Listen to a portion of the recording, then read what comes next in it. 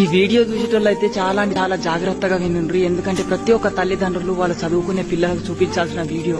అసలు ముచ్చటేమిటిదంటే, చిన్నప్పటి నుంచి నలుగురం ఫ్రెండ్స్ చదువుకుంటూ ఉండేటోళ్ళం. అందులో ఒక ముగ్గురం అయితే పరిస్థితుల ప్రభావం వల్ల చదువు మధ్యలోనే ఆపేసి తమ పనులకు అలవాటు పడ్డాం. కానీ మిగిలిన ఒకడు ఇంకా చదువుకుంటూనే ఉన్నాడు.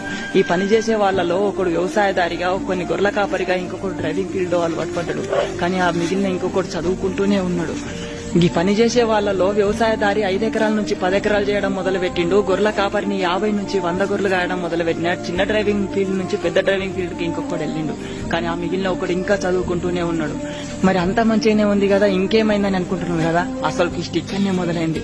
వ్యవసాయదారికి భగవంతుడు కరుణించగా వడగాళ్ల వాన వల్ల నష్టాలకు గురైపోయిండు.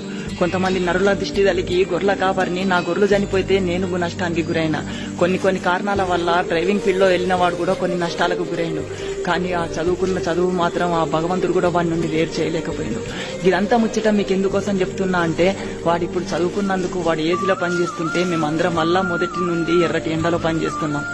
చదువుకోండి తమ్ముడు, చదువు చాలా విలువైనది.